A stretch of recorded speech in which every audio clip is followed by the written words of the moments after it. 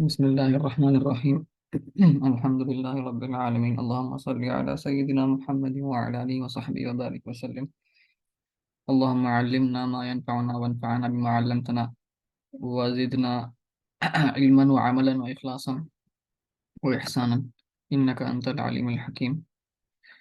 الحمد للہ ہم پچھلی دفعہ تھوڑا سا ایمان پر گفتگو کیے تھے، اور ہلکا سا عقائد کے بارے میں بھی ہم تھوڑا سا جانکاری حاصل کیے تھے. تو آج بھی تھوڑا سا اور اس کو اختتام پر لے کے جانے کی کوشش رہے گی. تو ہم پچھلی بار صفات نفسیہ، صفات سلبیہ اور صفات معانی، یہ تینوں پر ہم نظر ڈالے تھے اشعری عقیدے کے مطابق. آج تھوڑا سا اور اس پر ہم گفتگو کریں گے. تو پچھلی بار میں بھول گیا تھا بیسک ایک چیز، توحید کا معنی کیا ہے. تو توحید کے معنی لغوی اعتبار سے ہیں، لنگوسٹیکلی عربی میں کوئی چیز کو ایک بنانا. تو کوئی چیز کو بھی ایک بنائے، اور ویسے ہی ہے توحید ہے یا تثنیہ ہے. آپ عربی میں، آپ گرامر میں انشاءاللہ ہم دیکھیں گے تثنیہ کا مطلب ہے کوئی چیز کو دو بنانا، اور تثلیث تین بنانا، اور آگے چلتے رہتا ہوا. تو ویسے ہی توحید ہے واحد، کوئی چیز کو واحد کرنا. اور لنگوسٹیکلی obviously آپ اس کا لٹرل میننگ نہیں لے سکتے کہ ہم اللہ کو کیا نعوذ باللہ ایک بنائیں گے. ہم ہمارے عقیدے کو ہم پاک کر رہے ہیں اور اللہ کو ایک جان رہے ہیں سبحانہ و تعالی. تو اللہ تعالیٰ کو ایک اور منفرد جاننا اس کے صفات کے ساتھ، جیسا ایمان ہے، ہمارا ایمان مجمل ہے، آمنت باللہ کما ہوا باسماءہ و صفاتہ وقبلت جمیع احکامہ، یہ توحید ہے، ایک نچوڑ ہے سمجھیے. تو اور اس بات کا بھی ہم کو خیال رکھنا چاہیے کہ جب بھی اللہ تعالیٰ کا نام آئے، آپ سنیں یا آپ کی زبان پر آئے، ہماری زبان پر آئے، تو ہم کوشش کریں کہ ساتھ میں جل جلالہ، عز و جل، سبحانہ و تعالی، یہ بھی ہم پڑھ دیں، یا صرف تعالی بھی پڑھ دیں، تاکہ ہم پتہ چلے کہ ہمارے پاس اللہ تعالیٰ کے نام کی عزت ہے. ہم پرانے جو جیسے یہودی ہے، نصارہ ہے، ان کے پاس تو اتنا زیادہ مقدس، بلکہ ابھی ہمارے واسطے بھی وہ مقدس ہے، لیکن ان کے پاس اجازت نہیں تھی اللہ سبحانہ و تعالیٰ کے نام کو اپنے زبان پر لانے کی بھی اجازت نہیں ہے ان کے پاس. لیکن ہمارے پاس الحمدللہ اللہ تعالیٰ نے ہم کو یہ ہم پر احسان فرمایا کہ اپنے نام لینے کی ہم کو اجازت عطا فرمایا ہے شریعت محمدی صلی اللہ علیہ وسلم. تو یہ ہمارے لیے بہت بڑے اعزاز و اکرام کی بات ہے. تو جب بھی اس میں مبارک آیا اللہ سبحانہ و تعالیٰ کا، تو ہم کو کوشش کرنا چاہیے کہ عز و جل یا سبحانہ و تعالیٰ، کم سے کم تعالیٰ تو ہم کہہ دیں.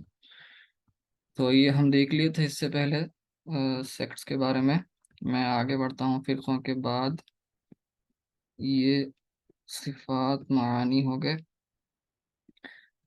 اور یہ صفات کے بعد ہاں یہ کچھ چند اذکار جو ہیں. اب صفات سلبیہ پڑھ لیے اور صفات معانی بھی پڑھ لیے. تو اب تھوڑے سے ہمارے جو اذکار ہیں روزمرہ کے، اس کا مطلب آخر کیا ہے. ہم ترجمہ سے واقف رہتے، لیکن ہم کو پتہ نہیں کہ اصل مطلب کیا ہے اس کا. جیسے سبحان اللہ ہے، عموماً آپ دیکھیں گے سبحان اللہ کا مطلب انگلش میں گلوری بی ٹو اللہ رہتا، یا اردو میں آپ دیکھیں گے تو اللہ تعالیٰ پاک ہے. اب میں جب عقیدہ نہیں پڑھا تھا تو obviously ہمارا محدود ذہن کی وجہ سے ہم سوچتے ہیں، میں اسپیشلی میں اپنے آپ کو بولوں گا کہ میں سمجھتا تھا اللہ تعالیٰ پاک ہے، تو میں فقہی اعتبار سے پاک کی سمجھ لیتا تھا، اتنی بیوقوفی اور جہالت کی وجہ سے. لیکن جب عقیدہ پڑھے تو سمجھ میں آیا وہ مطلب نہیں ہے، فقہی مطلب الگ ہے، وہ مخلوق کے لیے ہے. وہ اللہ تعالیٰ کی جب بات ہوتی ہے سبحان و تعالیٰ کی، تو سبحان اللہ کا مطلب یہ ہے کہ اللہ تعالیٰ ہر قسم کی کمی، ہر قسم کے عیب سے، نقص سے اللہ تعالیٰ پاک ہے. اللہ تعالیٰ ہر قسم کی ڈیفیکٹ، امپرفیکشن سے پاک ہے.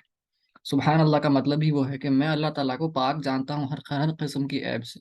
تو وہ سبحان اللہ ہم عربی میں انشاءاللہ دیکھیں گے اس کی لنگوسٹک کیا ہے، اس کی ترکیب. تو ایکچولی اس میں چھپا ہوا فعل ہے اسبح. اسبح سبحان اللہ، تو سبحان جو ہے وہ فعل مفعول مطلق ہے. تو سبحان اللہ کا مطلب ہے کہ میں اللہ تعالیٰ کو پاک جانتا ہوں ہر عیب سے، ہر قسم کی کمی سے. تو جب بھی ہم اللہ تعالیٰ کا یہ ذکر کرتے ہیں سبحان اللہ، جب بھی ہم ہمارے زبان سے ہم پڑھیں گے، تو ہم کو چاہیے کہ صفات سلبیہ جو ہیں، 5 نیگیٹنگ ایٹریبیوٹس، وہ ہم ہمارے ذہن میں لا لیں. وہ کیا ہے؟ قدم ہے اللہ تعالیٰ کی کوئی ابتدا نہیں ہے، بگننگ لیسنس، اور یہ بقا ہے، اینڈ لیسنس، کوئی اللہ تعالیٰ کی انتہا نہیں ہے. اور اس میں قیام ہو بنفسی ہی، اللہ تعالیٰ خود اپنے آپ سے ہے، کسی کی اس کو ضرورت نہیں ہے، اور ہر چیز کو اس کی ضرورت ہے. ہم اس سے پہلے دیکھے تھے انگلش میں کہ everything is in need of him for everything and he is not in need of anything for anything. تو قیام ہو بنفسی ہی. اور ہو گیا اس کے بعد مخالفت للحوادث، کہ اللہ تعالیٰ مخلوق کی کوئی مماثلت نہیں ہو سکتی اللہ تعالیٰ کی مخلوق سے. تو ہر قسم کی مماثلت کو ہم اللہ تعالیٰ سے اس کی نفی کر دیتے، ہم نگیٹ کر دے رہے ہیں. وہ ہر قسم کی اگر ہمارے ذہن میں آ رہا تو ہم اس کو بولے نہیں، اللہ تعالیٰ مخلوق کے ویسا ہو ہی نہیں سکتا، کیونکہ قرآن کی آیت صاف واضح ہے. اعوذ باللہ من الشیطان الرجیم، لیس کمثلہ شیء وہو السمیع البصیر، کوئی بھی اس کے ویسا ہو ہی نہیں سکتا. اور ولم یکن لہ کفوا احد، کوئی اس کا ہم پایا نہیں ہے. اور یہ ہو گیا مخالفت الحوادث. اور آخری جو پانچویں صفت صفات سلبیہ میں سے صفت ہے الوحدانیہ. وحدانیہ میں ہم دیکھے تھے کہ اس میں تین تین چیزیں ہم کو اس کے نگیشن کرنا ہے، اس کی نفی کرنا ہے. وہ ہے افعال میں، ذات میں، اور صفات میں. تو بھی ہم دیکھے تھے. اور اس کی وجہ سے سبحان اللہ کا مطلب جو ہم جب بھی پڑھتے ہیں ہمارے ذہن میں یہ پانچ صفات سلبیہ ہونا چاہیے. تو انشاءاللہ اور انشاءاللہ ذکر میں اور زیادہ مزہ انشاءاللہ اس کا اضافہ ہو جائے گا اللہ تعالیٰ چاہے تو. پھر ہے الحمدللہ. الحمدللہ کا مطلب ہے ہر قسم کی تعریف اللہ کے لیے ہے. ہم اس کی کا مطلب بھی ہم عربی میں دیکھ چکے ہیں، ہمارا درس چل رہا ہے عربی میں. تو یہاں پر ہر قسم کی تعریف، اب وہ استغراقیہ ہے یا لام الجنس ہے، وہ تو خیر نحویین کا منہج ہے، مفسرین کی مجال ہے وہ. تو یہاں پر آپ ابھی فی الحال کے واسطے آپ لے سکتے ہر قسم کی تعریف، استغراق لے لیجیے. تو ہر قسم کی تعریف اللہ تعالیٰ کے لیے ہے، اور کسی کے لیے تعریف ہو ہی نہیں سکتی. تعریف حمد یعنی جو ہے وہ صرف اللہ کی ہی کا حق ہے، اور کسی کا حق نہیں. تو یہاں پر ہم صفات معانی ہمارے ذہن میں لے کر آئیں گے، ارادہ، قدرہ، علم، بصر، سمع، کلام، حیات، یہ سب ہمارے ذہن میں لانا ہے. تو ہم کو یہ تمام صفات پر غور و فکر کرنا، اس کی حقیقت کیا ہے. تو الحمدللہ کا ہم کو مطلب سمجھ میں آتا ہے کہ ہم ایکچولی اللہ تعالیٰ کے شاکر بندے انشاءاللہ بن سکتے ہیں. پھر اللہ اکبر. اللہ اکبر کا مطلب ہے، اس میں محذوف یہ ہے اللہ اکبر من کل شیء، اللہ ہر چیز سے بڑا ہے، کوئی بھی چیز اللہ کے قریب نہیں آ سکتی. تو یہاں پر تمام صفات معانی ہیں، اور صفات سلبیہ، تمام صفات آپ ذہن میں لائیے، اور انشاءاللہ یہ ذکر بھی کیجیے. اور لا الہ الا اللہ، کئی صوفیہ کرام فرماتے ہیں کہ یہ ذکر بہت امپورٹنٹ ہے. تو لا الہ الا اللہ میں دیکھیے، آپ جب لا پڑھتے ہیں تو آپ نفی کر رہے ہیں، نہیں ہے کوئی لا الہ، کوئی بھی معبود نہیں ہے.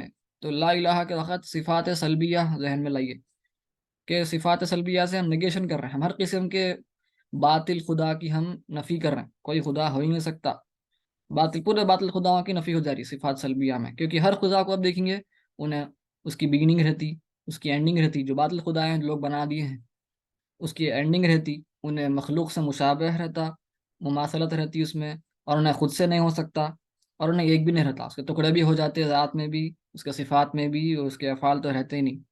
تو جب لا الہ پڑھیں گے تو صفات سلبیہ ذہن میں لائیے، اور جب الا اللہ پڑھیں گے تو صفات معانی ذہن میں لا لیجیے.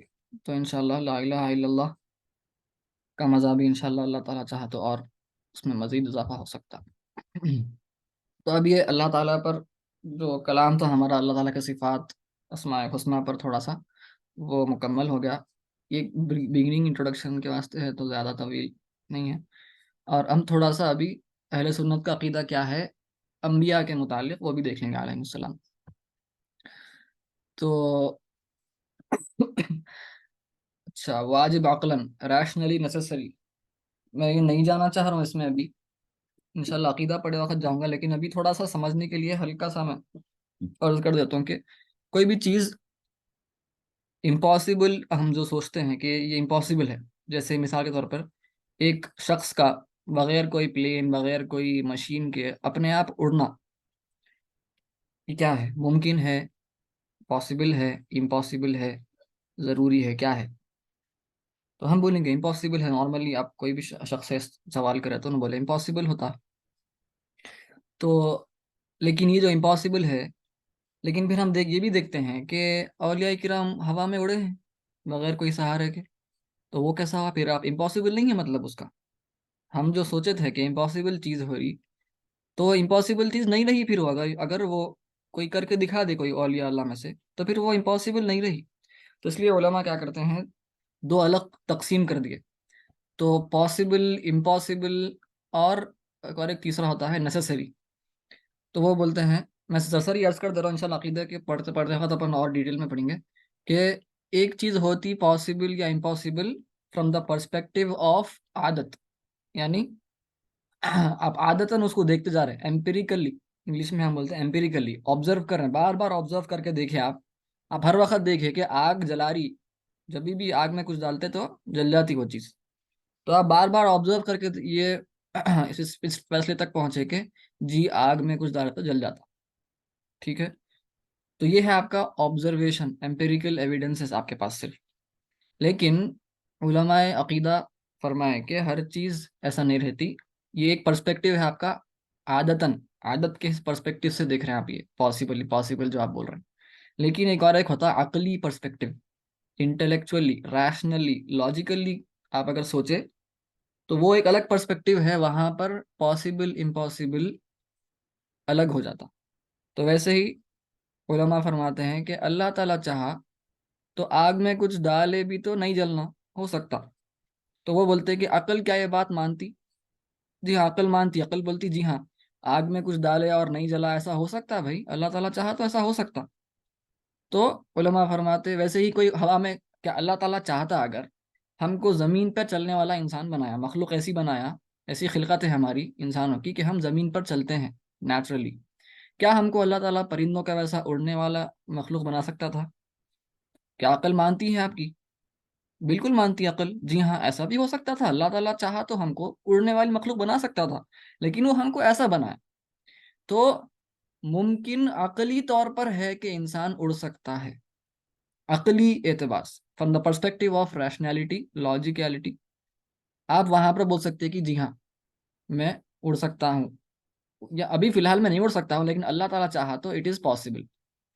اور عادتاً from the perspective of observation, empirical evidence, آپ بولیں گے جی ہاں دیٹ از امپاسبل، میں نہیں اڑ سکتا۔ تو ویسے ہی فرق ہے یہاں پر، میں تھوڑا سا عرض کر دیا تو میرا خیال تھوڑی بات سمجھ میں آگے ہوں گی۔ تو یہاں پر ویسے ہی عقلی طور پر یہ ضروری ہے، ایک ہوتا پاسبل، ایک ہوتا امپاسبل، ایک ہوتا نیسیسری، واجب، ایک ہوتا ممکن، وہ ہو سکتا ہے نہیں بھی ہو سکتا، ایک ہوتا ناممکن، مستحیل بولتے ہیں عربی میں، یا محال بولیں گے کہ وہ ہو ہی نہیں سکتا، اور ایک ہوتا واجب۔ تو اللہ تعالیٰ کا وجود واجب ہے عقلی طور پر، کہ عقل یہ حیران ہو جاتی، ہم انشاءاللہ جب لاجیکل پروفس پڑھیں گے خدا کے، اس کو ضرورت نہیں ہے، لیکن ہم کو پڑھنے کی ضرورت نہیں ہے وہ، لیکن چونکہ آج زمانہ ایسا ہے، ایتھیزم کا بول بالا ہے، اور سب سے زیادہ ہم دیکھتے ہیں کہ اسلام پھیل رہا ہم سنتے، لیکن ایکچولی سب سے زیادہ پھیلنے والا جو مذہب ہے، وہ لوگ اس کو بولتے نہیں مذہب، لیکن ایکچولی وہ مذہب ہی ہے، ایتھیزم اسلام سے بھی تیز پھیل رہا ہے آج، اور یہ حقیقت ہے، اور جتنی جلدی ہم جاگ کر سمجھ لیں تب بہتر ہوگا ہماری آگے والی نسلوں کے لیے۔ تو واجب عقلاً، اللہ تعالیٰ کا وجود واجب ہے عقلاً، اٹس ناٹ سم نارمیٹیو رولنگ، کوئی عادتاً نہیں ہے یہ چیز کہ ہم آبزرو کریں تو ہم کو سمجھ میں آئے، نہیں، یہ عقل مانتی ہی نہیں کہ دنیا اپنے آپ بن گئی۔ وہ انشاءاللہ ڈیٹیلز تفصیلات انشاءاللہ آگے دیکھیں گے، آگے کی دروس میں عقیدے میں۔ تو یہاں پر ویسے ہی عقلی طور پر عقل مانتی ہی نہیں کہ انبیاء کے لیے یہ صفات نہیں ہو سکتے۔ وہ کیا صفات ہیں؟ پہلی صفت صدق، ٹروتھفلنس ہونا ضروری ہے۔ اگر کوئی نبی آ کے بولے فرمائے کہ کچھ جھوٹ فرما دیے گا نعوذ باللہ، تو قرآن میں تو آیا ہے کہ ہم کو نبی کی اتباع کرنا ہے، تو اگر نبی اگر جھوٹ فرما رہے ہیں تو پھر ہم کو جھوٹ کی اتباع کرنا ہے نعوذ باللہ، تو علماء عقیدہ والے نہیں ہو سکتا، پھر وہ دین باطل ہو جاتا۔ تو صدق ضروری ہے سب سے پہلی، واجب عقلاً، عادتاً نہیں بلکہ عقلاً ہے واجب ضروری۔ امانت، امانت یعنی ٹرسٹ وردینس، اور اس کے اندر عصمت بھی آ جاتی ہے، سن لیسنس، کہ انبیاء کرام سے کوئی گناہ سرزد نہیں ہو سکتا۔ نہ کوئی گناہ کبیرہ نہ گناہ صغیرہ۔ اب پرانے علماء میں آپ دیکھیں گے کچھ چلتے ہی اس پہ بحث ہے، کچھ ہم کو اس میں جانا ابھی تو نہیں ہے۔ تو ہم یہی بولتے ہیں اہل سنت میجورٹی، کہ میجورٹی کیا بلکہ اجماع ہی سمجھیے آپ اس کو، کنسنسس، کہ جو بھی انبیاء کے بارے میں قرآن میں جو بھی ہم سنتے ہیں، احادیث میں اگر کچھ آیا ہے کہ کچھ ہو گیا تھا، جیسے آدم علیہ السلام یا موسیٰ علیہ السلام، جو بھی انبیاء کے بارے میں کچھ بھی آیا، تو وہ خطا غلطی سے کچھ ہو جاتی، فارگیٹفلنس سے ہوتی یا کچھ ہوتی، وہ گناہ کے زمرے میں نہیں آ سکتا، وہ صغیرہ گناہ پہ بھی نہیں آ سکتا وہ۔ تو اس کے ڈیٹیلز ہیں انشاءاللہ پڑے وقت ہم دیکھیں گے کہ وہ زلہ بولتے، سلپ، سلپ ہو گیا، تو ہم دیکھیں گے فقہی احکام کیا ہوتے۔ اب ہم دیکھیں پڑھے فقہ میں پڑھے کہ احکام الگ الگ ہے، ایک واجب ہے، واجب چھوڑے تو بہت حرام ہو جاتا، سوری فرض چھوڑے تو حرام ہے، واجب چھوڑے تو پھر آپ مکروہ تحریمی ہے۔ تو وہ جو بھی گناہ ہو رہا، اگر وہ لوگ گناہ کوئی کہہ رہا ہے، تو وہ اس کا حکم کیا ہے؟ کیا وہ حرام کا ارتکاب ہے؟ کیا وہ مکروہ تحریمی ہے؟ کیا مکروہ تنزیہی ہے؟ کیا ہے وہ؟ کیا خلاف الاولا ہے؟ تو اکثر علماء یہی فرماتے ہیں، اکثر کیا تقریباً پورے علماء اہل سنت کے، دوسروں کا نہیں پتا، کہ بہت سے بہت اگر آپ کو بولنا ہے انبیاء سے اگر کوئی خطا ہوئی تھی تو وہ خلاف الاولا ہے، بہت سے بہت۔ اور چونکہ وہ خلاف الاولا جتنا بڑا ہے، بندہ جتنا بڑا ہوتا ہے نا درجے میں، منزلت میں، اتنا اس سے زیادہ ٹائٹ معاملہ ساتھ ہوتا اس کے، اس لیے دیکھیے توبہ بھی کرتے ہم، خلاف الاولا اگر کر لیے ہم توبہ کرتے، ہمارے پاس توبہ واجب بھی نہیں ہے، جاؤ کوئی بھی نہیں، کوئی بات نہیں، تہجد چھوٹ گئی تمہاری، کوئی بات نہیں، مسئلہ نہیں ہے، کوئی گناہ نہیں ہے تمہارے۔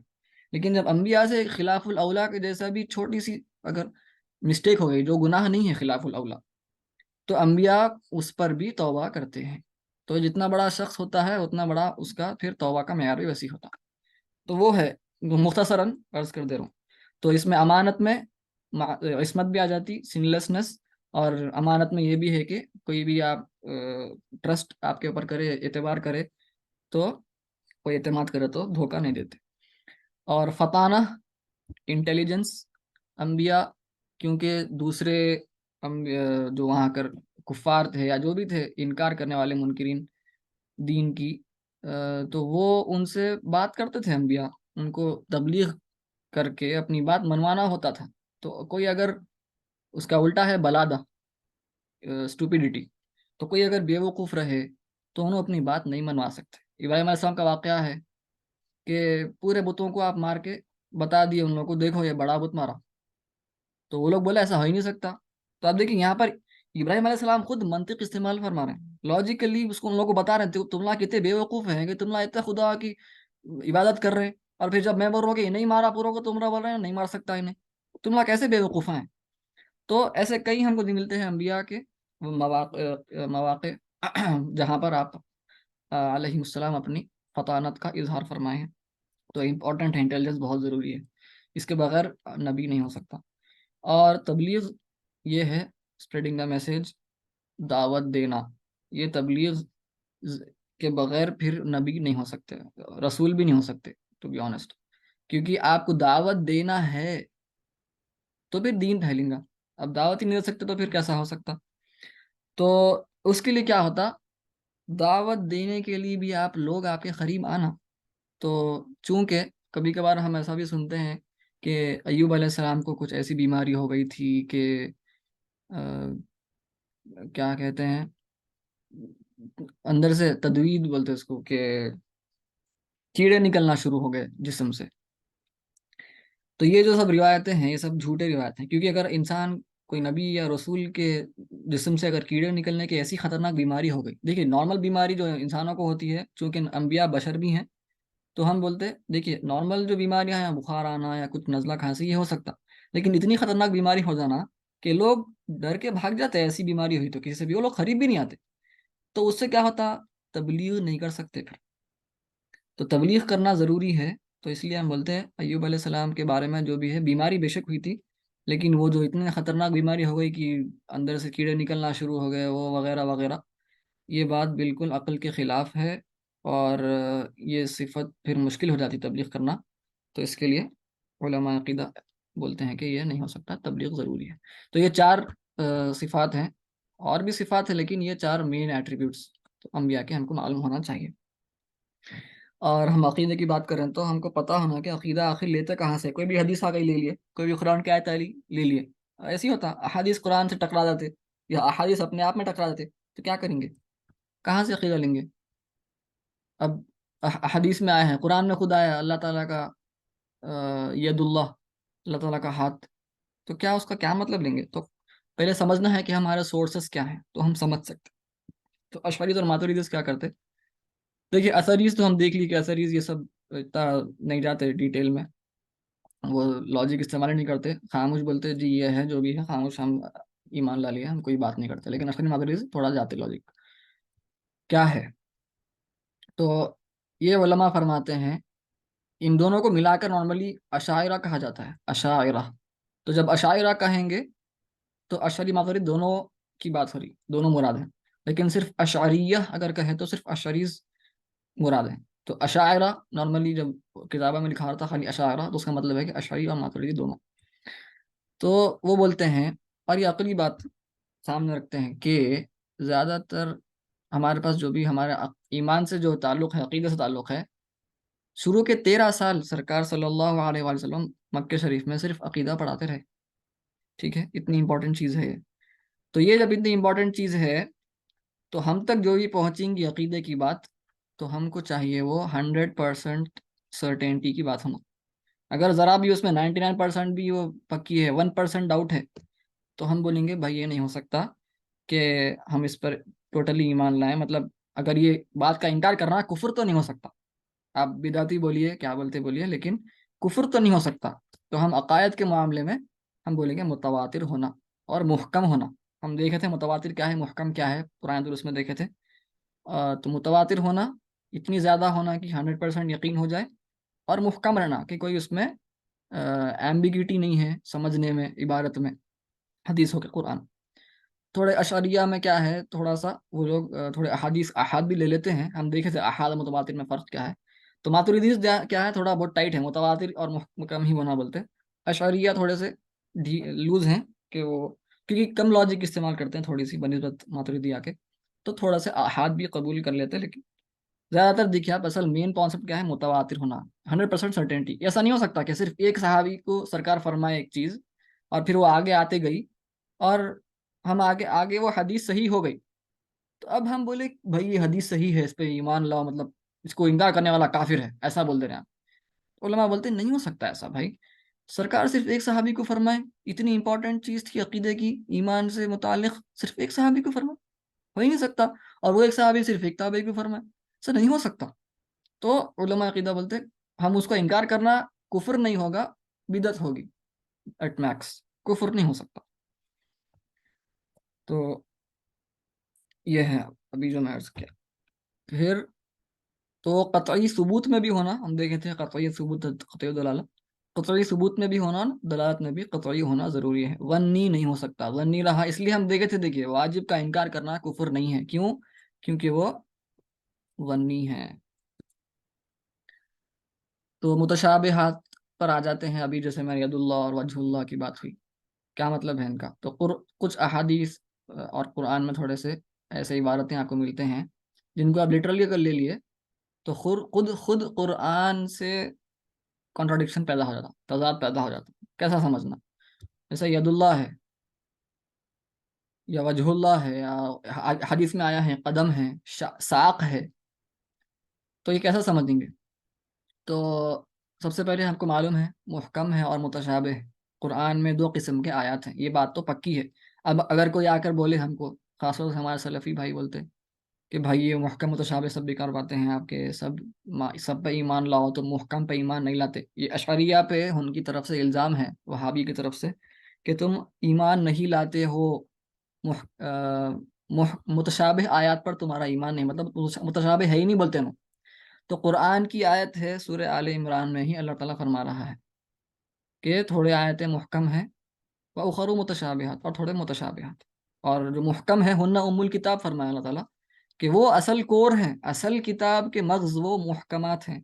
محکمات کا فریم ورک ہم دیکھیں، جیسے پہلے اس پر ہم گزرے ہیں، محکمات ایک فریم ورک بناتے اور اس کے حساب سے آپ کو متشابہ سمجھنا ہے۔ تو متشابہ محکم تو پکی بات ہے، کوئی بول رہا انکار کر رہا تو وہ بیوقوف ہے، اور کچھ بھی نہیں بول سکتے. تو جیسے کہ ید، وجہ، قدم، یا نور بھی ہے، استوا، ساق.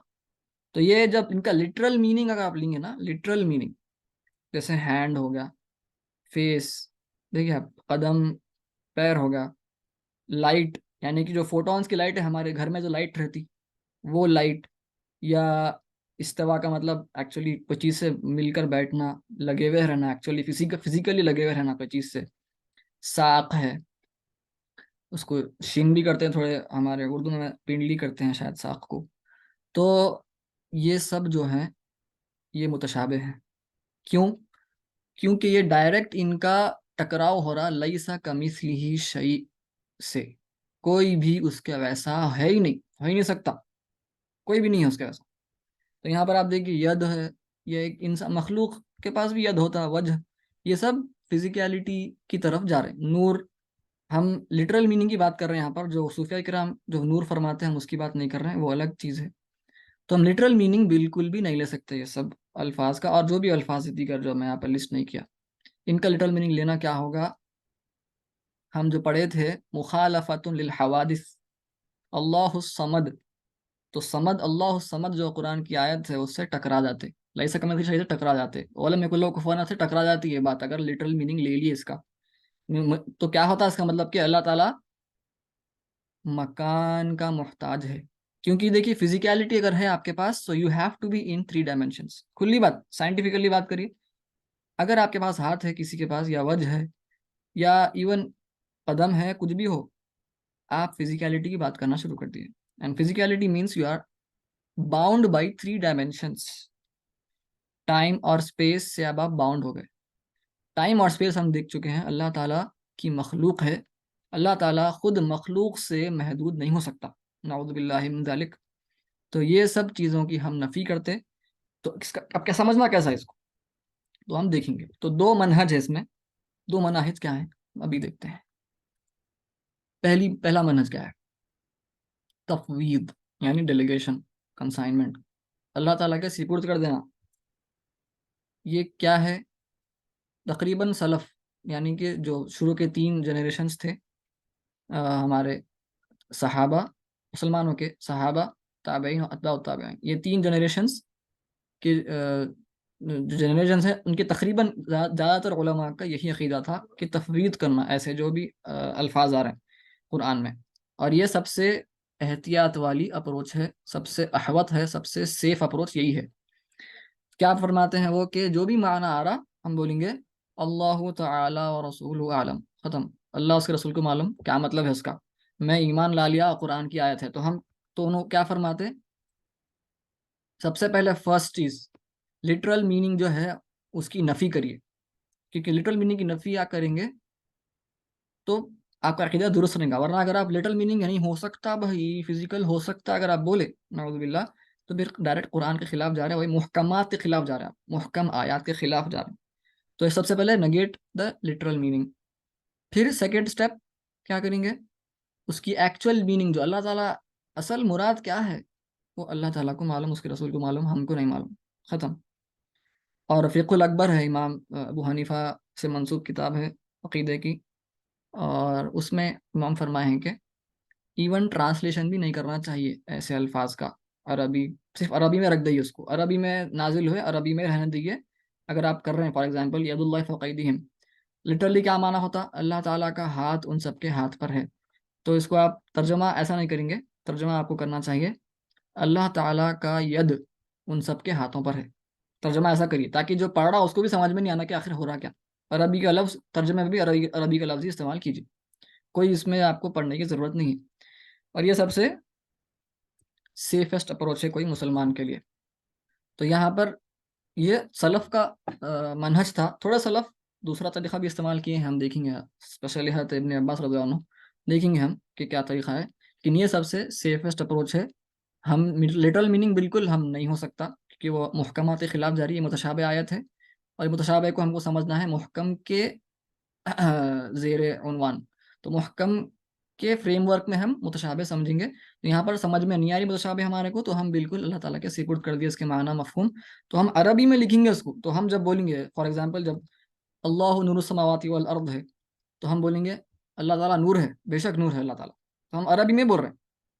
اب اس کا معنی کوئی پوچھا بھائی نور کا مطلب کیا ہے، بھائی لائٹ ہے، تو ہم بولیں گے نہیں، لائٹ بالکل نہیں ہو سکتا، کیونکہ لائٹ مخلوق ہے اور فوٹونز کا مجموعہ ہے لائٹ. سائنٹیفکلی اگر بات کریں، اللہ تعالیٰ فوٹونز کا مجموعہ نہیں ہے. اللہ تعالیٰ، کیونکہ جیسے ہی آپ بولے کہ اللہ تعالیٰ ایسا ہے ویسا ہے، تو آپ پھر ایسا کا مثلی شیء میں چلے گئے، اس کے خلاف چلے گئے. تو علماء بھی فرماتے ہیں مہما یخطر ببالک فاللہ خلاف ذالک، کہ جو بھی آپ کے ذہن میں آئے اللہ تعالیٰ اس کے بالکل خلاف ہے. اللہ تعالیٰ ایسا ہو ہی نہیں سکتا. آپ جتنا بھی سوچو، ہم بر کے قرآن میں آیا ہے کہ ہم جنت اور جہنم کا تصور نہیں کر سکتے، تو پھر ہم کیا اللہ تعالیٰ کا تصور کریں گے؟ ہم نہیں سمجھ سکتے. تو ہمارا سب سے اللہ تعالیٰ کو نہیں سمجھنا ہی ہمارا اصل فہم ہے. اصل اللہ تعالیٰ کو سمجھنا کیا ہے؟ اس کو نہیں سمجھنا، یہی اصل فہم ہے ہمارے اہل سنت کے حساب سے. تو اب ہم جو اس سے پہلے مجسمہ کی بات کیے تھے، پیچھے ایک فرقہ میں بتایا تھا اوپر جب وہ اسکیل بتا رہا تھا مجسمہ یہ. تو آج کل ہمارے جو سلفی حضرات ہیں ان کا عقیدہ یہ ہے، یہ جو مجسمہ ہے دیکھیں لٹرلسٹ، نقل اونلی، عقل کو بالکل کچرے میں ڈال دو. تو یہ مجسمہ کا عقیدہ یہی ہے، نعوذ باللہ من ذالک. یہ آپ کو دیکھیے، ہم آج کل ربیع الاول چل رہا، ہم اکثر کیا سنتے، جو بھی تقاریر ہوتے اس میں ہم وہابی کے بارے میں یہی سنتے کہ وہابی یہ بولتا درگاہ کو نہیں جاتا، فاتحہ نہیں دیتا، وہ نہیں کرتا، بزرگوں کے پاس نہیں جاتا، اولیاء اللہ کا گستاخ ہے، ایکسیٹرا ایکسیٹرا ایکسیٹرا. وہ سب فروعی باتیں ہیں، وہ فقہی باتیں ہیں. اصل یہ بات ہے عقیدے کی، اس کی پرابلم کوئی نہیں بتاتا، کیونکہ کوئی پڑھتے نہیں عقیدہ. پرابلم یہی ہے ہمارے پاس. تو مجسمہ جو ہے ہمارے آج کے وہابیاں جو ہے یہ مجسمہ ہے. ہمارا ان سے اصل اختلاف یہ ہے کہ وہ اللہ تعالیٰ کے نعوذ باللہ ہاتھ پیر ہے بولتے ہیں. آپ جا کر ان کی ویڈیوز دیکھیے، جب وہ عقیدہ پڑھاتے ہیں باقاعدہ بولتا ہے انہیں اللہ تعالیٰ کو ایک ہاتھ ہے، دو آنکھ ہے، نعوذ باللہ ایک ساق ہے، استغفر اللہ. یہ سب ایسا وہ لٹرلی پڑھاتے ہیں ان کے شاگردوں کو. ایسا اگر تم اس پر ایمان نہیں لائے تو پھر تم مسلمان ہی نہیں ہوئے. ایسے باتیں کرتے. ہم کو پتہ ہی نہیں ہے اصل اصولی اختلاف یہاں پر ہے، اور ہم وہاں پر فروعی اختلاف لے کر بیٹھے ہوئے رہتے. تو الحمدللہ، تو ہم کو اشعری ہونے کے مطابق یا ماتریدی عقیدے کے مطابق ہم بیچ میں ہیں. ہم جہاں پر عقل لڑانا ہے لڑاتے. اب یہاں پر جیسے ہم دیکھیے آپ قرآن میں تفویض کا جو منہج ہے، اپروچ ہے، بالکل سیف اپروچ ہے. ہم بولتے ہیں جی مجسمہ کیا بولتا، نہیں اللہ تعالیٰ قدم ہے، بولو تم مانو فزیکل. ہم بولتے دیکھیے ہم اللہ تعالیٰ کا حدیث میں آیا قدم ہے، تو قدم ہے کچھ صفت ہے اللہ تعالیٰ کی قدم، ہم اس کے اس بات ہم افرم کرتے، ہم یقین ایمان لاتے کہ کوئی ہوں گی اللہ تعالیٰ کی صفت، اس کا نام قدم ہے یا ید ہے یا وجہ ہے. لیکن ہم اس کی لٹرالٹی پر ایمان نہیں لا سکتے، کیونکہ وہ پھر قرآن کی محکمات کے خلاف ہو جاتا. تو ہم پھر ایمان لائے صرف اور اللہ تعالیٰ پہ سپرد کر دیا اللہ تعالیٰ کی طرف کہ اس کا مطلب جو بھی ہے اللہ اس کے رسول کو بہتر معلوم. تو یہ ہو گیا تفوید کا approach, the approach of تفوید، delegating the meaning to اللہ سبحانہ و تعالیٰ. بس سیکنڈ اپروچ کیا ہے متشابہ سے ڈیل کرنے کے لیے؟ سیکنڈ اپروچ ہے تعویل، فیگریٹو انٹرپریٹیشن، مجازی معنی نکالنا. اور یہ خلف، زیادہ تر خلف یعنی سلف کا الٹا ہے. سلف جو ہمارے پرانے اجداد ہیں، شروع کے جنریشن سے، اور جو بعد کے اسکالرز ہیں، جیسے آپ امام نووی کو دیکھ لیں، خلف میں آتے. امام نووی ہے، امام ابن حجر عسقلانی ہے، امام زکریا انصاری، یہ سب تمام بعد کے علماء میں آتے، خلف میں آتے ہیں. تو ان کو آپ دیکھیے، ان کا اکثر منہج یہ تعویل تھا. کیوں؟ کیونکہ ہم جیسے بات کیے تھے کہ جو ڈاؤٹس زیادہ ہونے کی وجہ سے انسان اب سوال کرنا شروع کر دیا. مجسمہ کا فرقہ پیدا ہو گیا، مجسمہ بول رہے ہیں اللہ تعالیٰ کا ہاتھ ہے، پیر ہے، تم مانو، تو تم کافر ہو گئے، تم قرآن کی تم انکار کر دے رہے ہیں. تو اس کی وجہ سے کیا کرنا پڑا علماء کو، تھوڑا سا لوگوں کو سمجھانا پڑا تھا کہ بھائی اس کا مطلب یہ نہیں ہے، اس کا مطلب کچھ اور ہے. بلکہ اب لوگوں کو صرف آپ بول دیے کہ بھائی خالی ایمان لا لو، خاموش رہو. جی. تو جو آگے کے جو جنریشنز ہیں وہ علماء فرماتے ہیں کہ تعویل کرنا ہم کو بہتر دیکھا ہمارے زمانے کے حساب سے. obviously یہ سیفسٹ اپروچ نہیں ہے، لیکن سمجھنے کے لیے، انڈرسٹینڈنگ کے لیے یہ افہم ہے. تو سب سے پہلا اسٹیپ کیا ہے؟ Literal meaning. پھر سے جو وہاں پر بھی وہی تھا پہلا اسٹیپ، لٹرل میننگ کو بالکل اس کی نفی کر دینا کہ یہ لٹرلی ہو ہی نہیں سکتی یہ بات. کیونکہ مجازی طور پہ بھی ہم بولتے، جیسے مجازی طور پہ ہم بولتے ذرا ہاتھ بٹاؤ بھائی، ذرا ذرا ہاتھ دو میرے کو، کچھ بھی کام جب کر رہے ہیں آپ، لٹرل میننگ نہیں ہو سکتی. سیکنڈ اسٹیپ، اس کو ایک فگریٹو میننگ، مجازی معنی دے دیجئے آیت کو. تو ید اللہ فوق ایدیہم کا مطلب علماء فرماتے ہیں، جو تعویل کا اپروچ اختیار کیے وہ بولتے ہیں، تعویل کے اسکول والے بولتے ہیں دیکھیے اس کا مطلب ہے کہ اللہ تعالیٰ کی حمایت ان کے ساتھ ہے. ید اللہ فوق ایدیہم کا مطلب ہے اللہ تعالیٰ کا ہاتھ ان کے اوپر، لٹرل میننگ ہوئی. اور اس کا مطلب یہ ہے کہ اللہ تعالیٰ کی حمایت، اللہ تعالیٰ کی سپورٹ ان لوگوں کے ساتھ ہے، صحابہ کرام کے ساتھ بہتری طون میں. تو رضی اللہ تعالیٰ عنہ مجمعین. تو یہ چونکہ زبان، اس کی ضرورت ہے زبان میں. ایون عربی میں بلاغہ جب انشاءاللہ ہم پڑھیں گے تو ہم دیکھیں گے کہ اتنا بلیغ زبان کا مطلب کیا ہے. اس میں میٹافوریکل میننگز رہتے، اس میں سملیز، استعارہ بولتے ہیں اس کو، میٹافوریکل میننگ استعارہ، اور فگریٹو میننگز رہتے زبان میں، ہر زبان میں رہتے ہیں. آج بھی ہم دیکھتے ہیں ہاتھ، میرے کو ہاتھ دیجیے بولے کوئی، تو اس کا مطلب یہ ہے کہ آ کے کام کیجیے، میں ہیلپ کیجیے، میری مدد کیجیے میری. یا آج کل ہم جو ایک نیا حیدرآبادی میں بھی چل رہا، میرے کو انہوں ہاتھ دے دیے بھائی، تو یہ ایک الگ میننگ ہے، جبکہ دونوں کا سینٹینس فارمیشن سیم ہے. تو آپ غصے میں بول رہے بھائی انہوں میرے کو ہاتھ دے دیے، مطلب انہوں کچھ کام ان کو بولا گیا تھا، انہوں نہیں کرے وہ کام، ان کے لیے ان کو آنے والے تھے انہوں نہیں آئے انہوں. تو وہ الگ الگ ایسا بات. وہ ہینڈل بھی دے دیے، بول دیتے ہیں ہینڈل دے دیے، تو کیا ایکچولی دروازے کا ہینڈل دے دیے کیا؟ نہیں، اس کی میٹافوریکل میننگ ہے زبان میں. تو ویسے ہی علماء فرماتے ہیں یہ فگریٹو میننگ اپلائی کیجیے اور بولیے اللہ تعالیٰ ان سب کی حمایت ان کے سب کے ساتھ ہے، ید اللہ فوق ایدیہم میں. اور وَيَبْقَى وَجْهُ رَبِّكَ ذُو الْجَلَالِ وَالْإِكْرَامِ، اور صرف اللہ تعالیٰ کا ہر چیز فنا ہو جانے والی ہے، کل من علیہ فان، سورہ رحمان میں جو ہے، اور صرف اللہ تعالیٰ کا وجہ باقی رہنے والا ہے. تو ہم پوچھ سکتے ہیں سوال مجسمہ سے، وہابیوں سے، تو وجہ کا مطلب یہ ہے کہ اللہ تعالیٰ کا صرف وجہ رہیں گا، تو پھر باقی جو جسم آپ جو بول رہے ہیں، آپ کے ذہن میں جو ایک بت آپ بنا دیے ہیں، اس کا کیا ہے؟ نعوذ باللہ من ذالک. تو اس کا مطلب یہ ہے، بولتے ہیں علماء تعویل کے جو منہج کے پر ہیں، وہ بولتے ہیں اس کا مطلب یہ ہے کہ اللہ تعالیٰ کی ذات، وجہ سے مراد اللہ تعالیٰ کی ذات ہے، صرف اللہ تعالیٰ کی ذات ہی باقی رہنے والی ہے، اور کوئی چیز باقی نہیں رہنے والی ہے. تو ہر وقت باقی رہنے والی ہے، یعنی بقا، فار ایور. تو یہ مطلب لیتے ہیں علماء عقیدہ. دو مناہج ہیں ہمارے پاس، تعویل اور تفویض. تو اس سے کیا ہوتا، جو انسان کو اگر ذہن میں کوئی شکوک پیدا ہو رہے ہیں کہ خود نعوذ باللہ بت ہے، کیا ہے، جیسا مجسمہ کو ہو گیا ہے، تو تمام دور ہو جاتے. اور زبان بھی، کیونکہ زبان میں ہم اکثر استعمال کرتے ہیں فگریٹو میننگ، تو وہ ایک تھوڑا سا فہم میں سمجھ میں آ جاتا ہے انسان کے. تو یہ ہو گئے دو چیزیں میرے خیال سے یہاں پر اتنا کافی ہے. اور ایک تھوڑی سی بات اس سے پہلے ہم بات کیے تھے افعال، وہ اسکرین شیئر اسٹاپ ہو گئی، ایک سیکنڈ جی. تو ہم یہاں پر صفات سلبیہ میں بات کیے تھے کہ اللہ تعالی وحدانیت میں افعال کی بات کیے تھے، افعال، کہ اللہ تعالیٰ کے افعال کسی کے ویسے نہیں ہیں منفرد.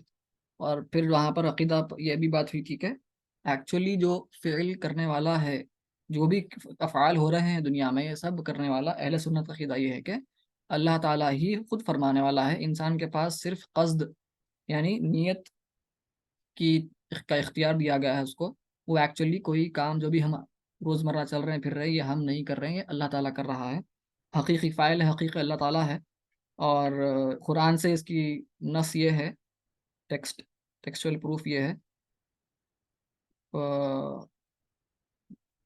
وَهُوَ وَاللَّهُ خَلَقَكُمْ وَمَا تَعْمَلُونَ، اللہ تعالیٰ نے تم کو پیدا کیا اور جو تم کرتے ہو. اللہ تعالیٰ has created you and your actions. یہ قرآن میں ہے، قرآن سے دلیل ہے ہمارے علماء کے اہل سنت کی کہ اللہ تعالیٰ ہی فرماتا ہے. تو اس میں ہمارے جو معتزلہ ہیں، معتزلہ بولتے ہیں کہ بندے کے پاس خود اختیار ہے اپنے اعمال کریٹ کرنے کا، صرف نہ صرف نیت ہے بلکہ قصد کے ساتھ ساتھ وہ خود سے اپنے اعمال بھی وہ خود بناتا ہے. تو وہ خیر اس کی ڈیٹیلڈ رد بھی ہے، اس کا ریفیٹیشن بھی انشاءاللہ ہم جب دیکھیں گے، عقیدہ پڑھیں گے جب دیکھیں گے. لیکن یہاں پر بات پکی ہو گئی کہ افعال اللہ تعالیٰ ہی کرنے والا ہے، جو بھی کچھ ہو رہا ہے دنیا میں اللہ تعالیٰ ہی فرمانے والا ہے، فاعل حقیقی اللہ ہی ہے۔ بظاہر ہم کو دکھ رہا ہے کہ میں کھانا کھا رہا ہوں خود میرے ہاتھ سے، یا میں گاڑی چلا رہا ہوں خود میرے ہاتھ سے، لیکن بظاہر ہے وہ صرف مجازی فاعل ہم ہیں۔ جیسے ہم پپٹ ہیں، پپٹس کیا کچھ خود سے کرتے؟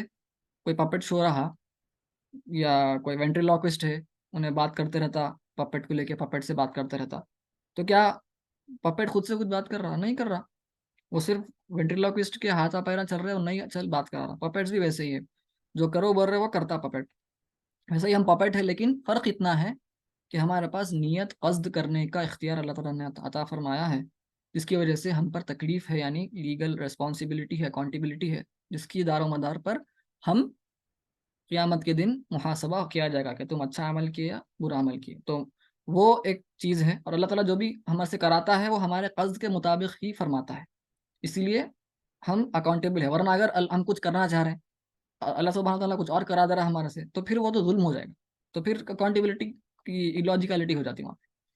تو یہ بات ذہن میں رکھتے ہوئے کوئی اگر ہم کو کہتا ہے وسیلہ یا استغاثہ پر، تو اب اس کا علمی جواب، ہم لڑائی تو ہوتی بہت، لیکن علمی جواب کیا ہوگا؟ تو وسیلے کا سب سے پہلے تو وسیلہ اللہ تعالیٰ سے ہی ہم دعا کر رہے ہیں، اور وسیلہ لے کر دعا کرنا سب کو معلوم ہے، یہ سب سے پہلے فقہی مسئلہ ہے وسیلے کا۔ استغاثہ کا میں ابھی آ رہا ہوں، وسیلے کا جو فقہی مسئلہ ہے، وسیلہ اور استغاثہ میں فرق یہ ہے کہ ہم وسیلے میں کیا ہوتا ہے، توسل بھی بولتے ہیں اس کو، کہ ہم اللہ کے نیک بندوں کے وسیلہ لے کر اللہ تعالیٰ سے دعا کرتے ہیں، اے اللہ تو یہ نیک بندے کے طفیل، نیک بندے کے وسیلے سے تو یہ میری دعا قبول فرما لے، تو یہ وسیلہ ہے۔ استغاثہ کیا ہے کہ ہم وہ جا کر وہ بندے سے، کوئی نبی ہو، سرکار ہو صلی اللہ علیہ وسلم، یا کوئی ولی ہو رحمہ اللہ تعالیٰ، ان کی مزار پر جا کر، قبر انور پر جا کر ہم ان سے بات کرتے ہیں کہ آپ مجھے دے دیجئے یا آپ دعا فرمائیے، اور ہمارا عقیدہ یہ ہوتا ہے کہ دینے والا صرف اللہ ہے، یہ خود سے کچھ نہیں کر سکتے، یہ استغاثہ ہے۔ اگر عقیدہ یہ ہو کہ یہ خود سے کچھ دے سکتے ہیں تو پھر تو وہ تو بے شک شرک ہو گیا، لیکن ہمارا عقیدہ ایسا نہیں ہے بالکل بھی۔ ہم جب بھی اولیاء کے پاس جاتے ہیں مزاروں پر، تو ہم اللہ تعالیٰ ہی کرنے والا ہے، اور یہ صرف ہمارے لیے وسیلہ ہے، بلکہ ہم اولیاء سے گفتگو کرتے ہیں۔ تو سب سے پہلے وسیلے کی بات ہم کر دیتے ہیں کہ وسیلے میں آپ اللہ سے ہی دعا کر رہے ہیں، تو سب سے پہلے کوئی پرابلم ہی نہیں ہے اس میں۔ سیکنڈ پوائنٹ، اگر کوئی بولے کہ بھائی آپ بدعت کر رہے ہیں، آپ کیوں وسیلہ لے رہے ہیں، ہم بولیں گے دیکھیے اللہ تعالیٰ کے صفات سے ہم دعا کرنا کوئی ممانعت ہے؟ تو بولیں گے نہیں، بالکل اللہ تعالیٰ کے صفات سے ہی کیجیے، بولیں گے ہمارے دوسرے بھائی، دوسری ذہنیت کے بھائی ہیں، وہ بولیں گے نہیں اللہ تعالیٰ کی صفات سے بالکل، ہم اللہ تعالیٰ کی رحمت سے میں دعا کر رہا ہوں، اس کے وسیلے سے، اللہ تیری رحمت کا وسیلہ، اللہ تیری رحمانیت کا وسیلہ، اللہ تعالیٰ تیری محبت کا، تیری وہابیت کا وسیلہ لے کے دعا کرتا ہوں، کر سکتے؟ جی بالکل کر سکتے۔ تو ہم بولیں گے دیکھیے ہم جب بھی سرکار صلی اللہ علیہ وسلم کے پاس جا رہے ہیں اور ہم اللہ تعالیٰ سے دعا کر رہے ہیں، اے اللہ تو تیرے نبی کے وسیلے سے تو مجھے بخش دے، تو اس کا مطلب کیا ہے؟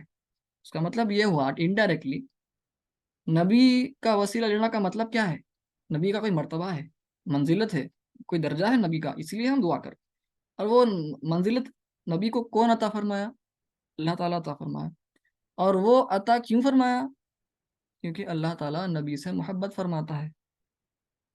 تو انہوں بولیں گے جی ہاں بالکل صحیح بول رہے ہیں آپ، محبت فرماتا ہے اللہ تعالیٰ، تو ہم بول رہے ہیں دیکھیے جب ہم بول رہے ہیں اے اللہ تو سرکار کے وسیلے سے، سرکار کے طفیل مجھے یہ عطا فرما دے، وہ عطا فرما دے، تو ہمارا مطلب انڈائریکٹلی یہی ہے کہ اے اللہ تو تیری محبت کے وسیلے سے جو تو سر سرکار سے کرتا ہے، ہمارے سرکار سے کرتا ہے، اس کے طفیل تو عطا فرما دے۔ تو ہم سرکار اللہ تعالیٰ کی صفت سے ہی دعا کر رہے ہیں انڈائریکٹلی، تو وسیلے میں کوئی پرابلم نہیں ہے، ہم انڈائریکٹلی اللہ تعالیٰ کی ہی صفت سے دعا کرنے ہیں آپ۔ اے اللہ تو تیرے پیارے بندے فضیلہ سرکار ہوں، کوئی اور ولی ہوں، تو ان کو جو محبت فرماتا ہے اس محبت کے وسیلے سے ہم دعا کر رہی ہیں، مطلب ہے اس کا، اور کچھ بھی نہیں ہے۔ تو یہاں پر کوئی ممانعت نہیں ہے وسیلے سے دعا کرنے میں، اور یہ فقہی مسئلہ ہے بہت سے بہت، اور کیونکہ اللہ سے دعا ہو رہی۔ اور پھر دوسری بات کیا ہے؟ استغاثہ۔ تو استغاثہ کی بات جب آتی ہے تو اکثر صوفیہ تو ڈائریکٹ اولیاء اللہ سے مانگتے ہیں، اور اولیاء اللہ اوبیسلی عقیدہ یہ ہے کہ اللہ تعالیٰ ہی ہم کو عطا فرمانا ہے، اولیاء اللہ تو خود سے کچھ نہیں کر سکتے، سب کرنے والا اللہ ہے، ہم دیکھ لیے ابھی فاعل حقیقی اللہ تعالیٰ ہے۔ تو وہاں پر بھی ایسا ہی کچھ ہے کہ ہم جا رہے ہیں، ہم ڈائریکٹ اولیاء سے مانگنا چاہ رہے ہیں، اور اولیاء سے مانگنے کا مطلب یہ ہے کہ ہم ایک عشق و محبت میں مانگ رہے بھائی، ہم کو معلوم ہے کون دینے والا ہے کون نہیں دینے والا ہے۔ اور پرابلم یہ ہوتی ہے یہاں پہ، جو وہابی حضرات ہم کو کہتے ہیں کہ آپ شرک کر دے رہے ہیں، مسئلہ یہ ہے کہ ان کے پاس توحید کے 3 ٹکڑے کر دیے۔ توحید ربوبیہ ایک کہتے ہیں، وہ توحید الوہیہ کہتے ہیں، اور توحید اسماء و صفات۔ تو وہ کہتے ہیں کہ آپ یہ 3 الگ الگ توحید کے اوپر آپ ایمان جب تک نہیں لائیں، آپ جب تک مسلمان نہیں ہو سکتے، آپ کافر ہیں۔ اگر آپ ایک توحید میں سے ایک بھی قسم کی آپ نفی کر دیے تو آپ کافر ہیں۔ تو ہم بولتے ہیں کہ یہ بالکل بیوقوفی کی بات ہے کہ توحید کے 3 ٹکڑے کرنا، لاجیکلی بات اگر کرے۔ آج کل تو وہ 3 ٹکڑے بھی نہیں، تھوڑے تھوڑے ان کے پاس تھوڑے سے حضرات ہیں جو 4 ٹکڑے کر دیے، تو وہ جو چوتھی قسم ہے ان پر پھر لڑائی ہو رہی ہے ان کے پاس کہ بھائی آپ بدعت کر دے رہے ہیں، 4 ٹکڑے نہیں صرف 3 ٹکڑے ہو سکتے۔ تو عجیب مسئلہ ہے، علمی اختلافات ان کے پاس بھی ہے، تو ہمارے کو بولتے نا۔ تو وہاں پر بات یہ ہے اصل کہ یہ 3 اقسام جو ہیں ان کے پاس، وہ سلف سے کوئی منقول ہے نہیں، یہ انہوں اپنے آپ سے بنا لیے۔ اس کے تفصیلات ہم آگے دیکھیں گے کبھی۔ تو انہوں یہ بولتے ہیں کہ جو انبیاء علیہ السلام، سب سے پہلے کیا مطلب ہے تین جو توحید ربوبیہ اور الوہیہ میں فرق کیا ہے؟ الوہیہ کا مطلب یہ وہ بولتے ہیں کہ عبادت کے لائق کوئی بھی نہیں ہے، صرف اللہ تعالیٰ کی عبادت کرنا، یہ ایک توحید ہو گئی۔ ربوبیہ کا مطلب یہ ہے کہ یہ عقیدہ رکھنا، یہ ایمان رکھنا کہ اللہ تعالیٰ ہی سب کچھ کرنے والا ہے۔ ٹھیک ہے بھائی، یہ عقیدہ رکھ لیے۔ تو انہوں بولتے ہیں یہ 2 الگ الگ عقیدے ہیں، بولتے ہیں۔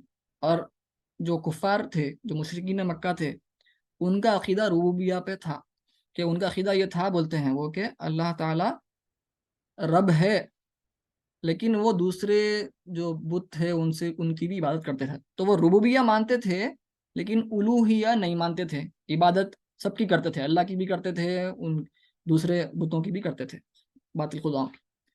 تو وہ ہم کو آ کے بولتے ہیں آپ بھی یہی کر رہے ہیں، دیکھیے آپ ربوبیہ تو مانتے ہیں، ہم جب بولتے ہیں ان کو کہ ہم اللہ کو مانتے ہیں فاعل حقیقی، تو وہ بولتے ہیں جی نہیں، آپ نہیں مانتے، آپ الوہیہ کو نہیں مانتے، آپ ربوبیہ کو مانتے۔ تو دیر فور آپ بھی وہ مشرکین مکہ کے ویسے ہی ہیں، آپ بھی مشرک ہیں۔ یہ ان کی لاجیکل کیا، ان کی بیوقوفی کی بات ہے۔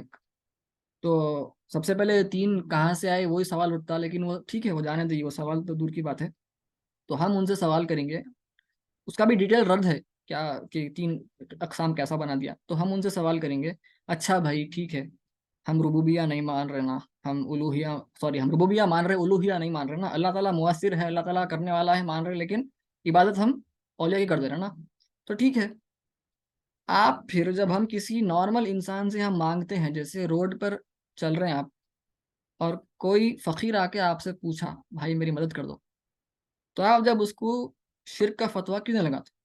یا گھر میں بھی آپ ہو، کوئی ماں ہے اپنے بچوں کو بول رہی بیٹے ذرا آ کے میری مدد کرو بیٹے، تو جب آپ شرک کا فتویٰ کیوں نہیں لگاتے؟ کیونکہ پوچھ رہے ہیں نا، زندہ ہو کہ مردہ، ہمارا عقیدہ تو یہ ہے صاحب کہ زندہ ہو کہ مردہ ہو، کوئی بھی خود سے کچھ بھی نہیں کر رہا، سب کرنے والا اللہ سبحانہ و تعالیٰ ہے، ہر ایک عمل ہر ایک فعل، ہمارا عقیدہ یہ ہے۔ لیکن آپ جب بولتے کہ جو زندہ ہے اس سے مانگے تو شرک نہیں ہوتا، لیکن جو مر گیا ان سے مانگے تو شرک ہوتا، تو پھر ہم کو یہ بتا دیں آپ کا عقیدہ کیا یہ ہے؟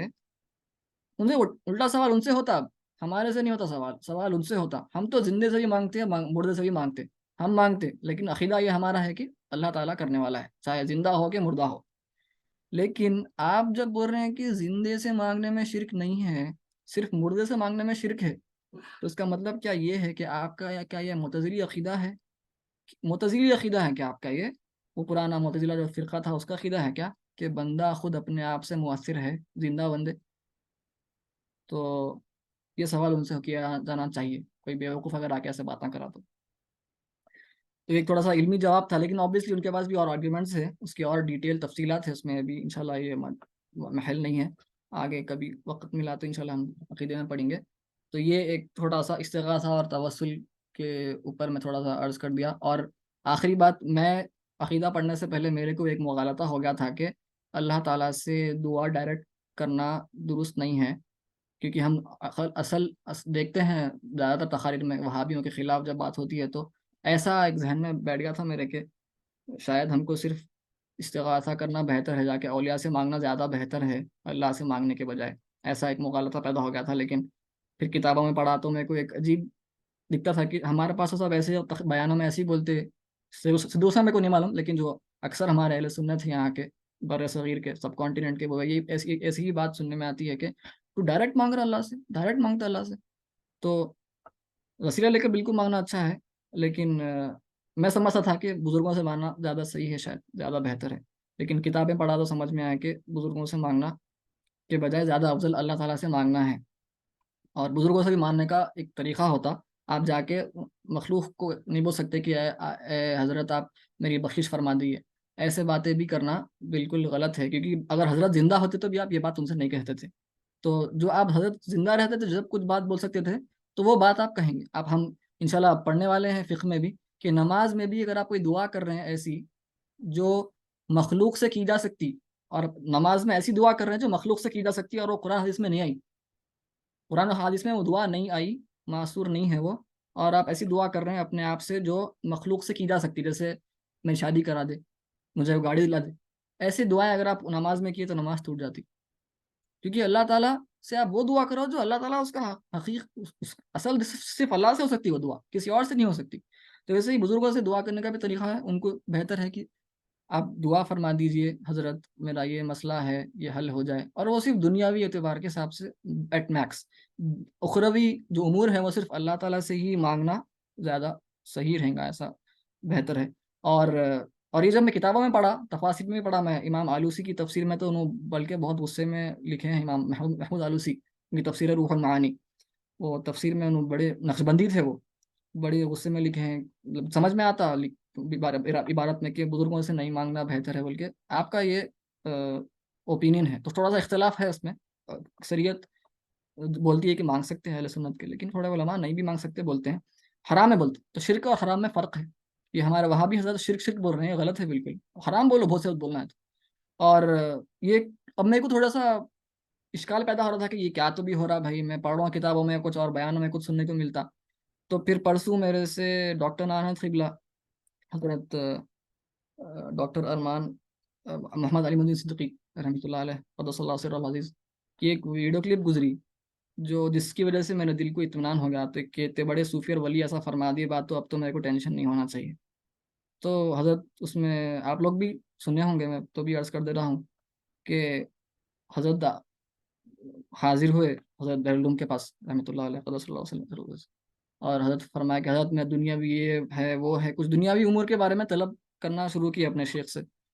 تو حضرت خطیبہ سرکار فرمایا کہتے مبارک، میں دین کے راستے میں آپ کی تربیت کی ایک شکل ہوں، ایسا کچھ یاد ہے میرے کو آپ کو. تو میں دین کی راستے میں آپ کی تربیت کی ایک شکل ہوں. آپ کو اپنی دنیا جو بھی مانگنا ہے آپ اللہ تعالیٰ سے طلب فرمائیے. تو حضرت کی یہ ویڈیو سنا تو میرے کو تھوڑا سکون ملا کہ جو کتابوں میں پڑھ رہا ہوں کہ غلط نہیں پڑھا ہوں. افضل طریقہ ہے اللہ تعالیٰ سے مانگنا ڈائریکٹ، اور وسیلہ بھی لیے تو بہت اچھی بات ہے. لیکن تھوڑے ہمارے پاس لوگوں کے پاس ایسا ہو گیا ہے کہ صرف اولیاء سے ہی مانگیں گے ہم، تو وہ تھوڑا سا پرابلمیٹک ہو سکتا ہے ہمارے عقیدے کے اعتبار سے. کوئی مسئلہ نہیں ہے، لیکن بہتر ہے افضل طریقہ اللہ تعالیٰ سے ڈائریکٹ مانگنا ہے، اور وسیلہ بھی لے تو اور اچھا ہے. جزاکم اللہ خیرن. ناظرین کچھ اگر میں غلط کہہ دیا ہوں تو آپ اصلاح فرما دیجیے. اچھا بالکل صحیح فرمایا. وہ حضرت جو ہے مبارک کا سرکار جو ہے حضرت کے پاس جا کے جو ہے وہی مختلف دنیاوی چیزیں جو ہے وہ معروضات رکھ رہے تھے. تو جو حضرت فرمایا قذیفیہ سرکار کی مبارک، میں جو ہے دین کے راستے میں آپ کی تربیت کی ایک شکل ہوں، آپ اپنی دنیا اپنے رب سے مانگیے. جو آپ بولے وہی بالکل ایسا ہی تھا. جی ہاں وہ بار بار سنے تھے وہ ہم، اور کسی موقع پہ کوئی وہ ٹیپ کر کے اس کو ایک کلپ کی شکل دے کے ڈالے ہو. جی ہاں جی جی بالکل. جی ہاں الحمدللہ. وہ اس سے پہلے معاذن جی یہ عقیدہ پڑھے بعد یہ سب چیزیں پڑھے بعد ایک اللہ تعالیٰ سے ایک الگ قسم کا رب پیدا ہونا شروع ہوا. جو پہلے تھا کہ ہے اللہ تعالیٰ ہے بھائی، ہے ہمارے اولیاء ہیں اصل، بلکہ ایسی فیلنگ تھی، ایک سطحی تعلق تھا اللہ سے سبحانہ و تعالیٰ. لیکن جب یہ ایسا پڑھا اور ڈاکٹر نایت کے بارے میں آپ کے اقوال سنا تو اور اب سمجھ میں آ رہا کہ نہیں الحمدللہ ایک اچھا تعلق اللہ سے ہم کو اچھا جوڑنا چاہیے، اچھا پیدا کرنا چاہیے. اللہ کیونکہ اللہ سب کچھ ہے، اور یہاں پہ جو ماحول بنا کے رکھے ہیں تو اللہ کو جو ہے سائڈ ورڈ کر دینے کی کیفیت زیادہ ہے، آپ جیسا بولے ہو ایک عجیب جی ہاں، ماحول بنا کے رکھ دیے ہیں. جی ہاں، نعوذ باللہ من ذالک، استغفر بالکل اللہ. ایسا عجیب ہو گیا ہے کہ اب ہم امام شافعی کا قول ہے کہ اگر کوئی مجھے اہل بیت کی محبت میں، اگر میں محبت کرتا ہوں اہل بیت سے، تو کوئی میرے کو رافضی بولا تو میں بالکل میں رافضی ہوں. امام شافعی کا یہ قول ہے، اور ہم سب اہل بیت کی محبت میں بیان کرتے. تو ویسے ہی آج اگر کوئی بولے توحید کی بات کر رہے ہیں آپ تو وہابی بن گئے، تو پھر اب میں تو دل بول رہا کہ ہاں بھائی اگر توحید کی بات کرنا ہے تو پھر میں تو سب سے بڑا وہابی ہوں. ایسی کیفیت پیدا ہو گئی ہے کہ توحید سے کس کو چڑ ہو سکتی. توحید سے ایک مسلمان کو چڑھونا کتنی خطرناک بات ہے. ایسا ایک پیدا کر دیا گیا ہے ہمارے پاس. اللہ معاف فرمائے. یہ صحیح. تب خطبہ کی وجہ سے ہے. علماء جو ہیں وہ ایسا نہیں باتیں کرتے. خطبہ سب لے کر ختم قصہ کر دیا ہے. تو عام الحمد لوگوں للہ. کو سمجھاتے پھرتے ہیں تو وہ ایک عجیب کیفیت پیدا کر دی ہو. صحیح بھی ہو، ایسا نہیں ہونا تھا وہ. جی ہاں بالکل. اور اصل کچھ نامزن کو اصلاح. اعتدال پسندی ختم ہو جانے سے، شدت اختیار کرنے سے ہے سب مسئلہ. جی ہاں بالکل. تحزب و تعصب آ گیا. اللہ. شدت پسند کی وجہ سے بہت نقصانات ہوئے ہیں. بے شک. نامزن اور کوئی اصلاح ہے تو آپ فرما دیجیے. اگر کوئی بولنے کرنے میں چوک ہو گئی میرے سے، تھوڑا عقیدے کے معاملے ہیں یہ. نہیں نہیں، کچھ بھی نہیں پوچھا وہ. یہ تو بہت ہم لوگ آپ کے جو ہے مشکور ممنون ہیں. آپ کی استغفر اللہ. بہت قابل قدر جو ہے محنت ہے، اور بہت زبردست آپ جو ہے پیش کر رہے ہیں. اللہ آپ کو جزائے خیر دے. آمین. وہ ہم سب کو. جو ہے آپ کو کیا بیان کر رہے تھے اس وقت، میرے کو وہ فقرہ آ رہا تھا. حسنات الابرار سیئات المقربین. جی وہ جی جو جی. سبحان اللہ. انبیاء کے معاملے ہیں، بے شک. ہر ایک کی جو ہے ان کے مقام کے لائق جو ہے وہ ان کی بات رہتی ہے. بے شک. وہ بالکل. جب بیان کر رہے تھے تو اس وقت وہ فکر آ رہا تھا، مگر وہی میرے کو جو ہے فوراً ہر چیز نہیں آتی ہے تو میں پھر وہ فوراً بر وقت نہیں پیش کر سکا. مطلب جی. ادھر سے پراؤنٹنگ کر نہیں سکا جیسا کہ کرتا ہوں. آپ اس کا ترجمہ فرما دیجیے سب کے لیے، سب حسنات استفادہ کر لیتے. الابرار سیئات المقربین. ابرار جو ہے بر کی جمع ہے، نیکوکاروں کے جو نیکیاں ہیں، وہ جو ہے جو ان سے بہت اوپر جو رہتے ہیں، مقربین جو بہت خاص مخصوص لوگ ہیں، وہ ان کے جو ہے گناہ ہیں گویا کے، اور لغزشیں ہیں. اللہ. یعنی سبحان اللہ. ان کا معیار اتنا اونچا ہے کہ یہاں پہ ان کے جو نیکیوں میں کاؤنٹ ہو رہا ہو، وہاں پہ ان کی جو ہے لغزشوں میں کاؤنٹ ہوتا. سبحان اللہ. کیا معیار ہے، کیا درجہ ہے. اللہ اکبر. وہ انبیاء کا تو معاملہ سب میں بڑھ چڑھ کر ہے. پھر سعید الانبیاء المرسلین حضور علیہ الصلوۃ والتسلیم کا معاملہ تو صلی سب اللہ میں علیہ وسلم. بے اعلیٰ شک. اور عرفہ ہے.